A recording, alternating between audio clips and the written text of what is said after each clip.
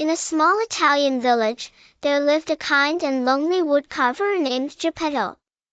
Geppetto dreamed of having a son, but he lived alone in his humble workshop, crafting beautiful wooden toys and figures. One day, he carved a puppet from a fine piece of pine wood, giving it a lively expression and naming it Pinocchio. As Geppetto finished the puppet, he sighed, "Oh, how wonderful it would be if this puppet were a real boy." That night, as the stars twinkled above, Geppetto's wish was heard by the Blue Fairy, a magical being who decided to grant him a gift. The Blue Fairy waved her wand over the puppet, bringing it to life. "Pinocchio," she said, "you are alive, but to become a real boy, you must prove yourself brave, truthful, and unselfish." She assigned Jiminy Cricket to act as Pinocchio's conscience, guiding him toward making good choices. Geppetto was overjoyed to discover his creation could move and talk. Overwhelmed with happiness, he sent Pinocchio to school, hoping he would learn and grow like any other child.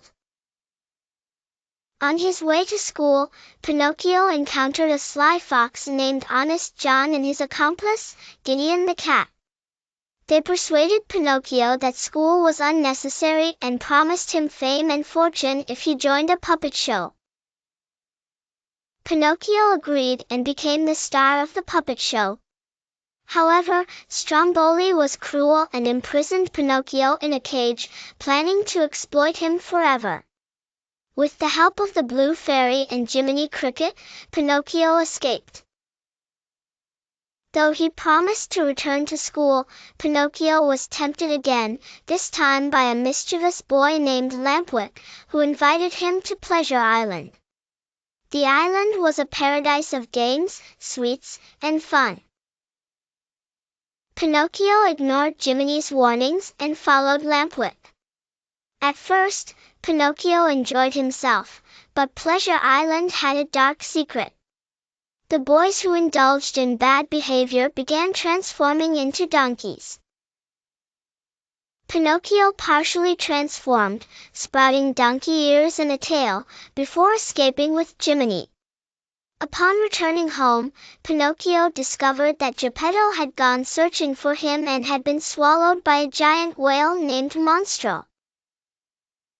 Determined to rescue his father, Pinocchio set out to sea, facing many challenges before being swallowed by the whale himself.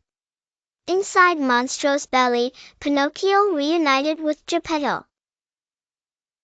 The two devised a plan to escape by building a fire to make Monstro sneeze. The plan worked, but the escape was perilous. In the chaos, Pinocchio bravely saved Geppetto from drowning but was swept away by the waves himself. When Geppetto carried Pinocchio's lifeless body ashore, he wept for his beloved son. The Blue Fairy appeared, moved by Pinocchio's selflessness and bravery. She brought him back to life and transformed him into a real boy.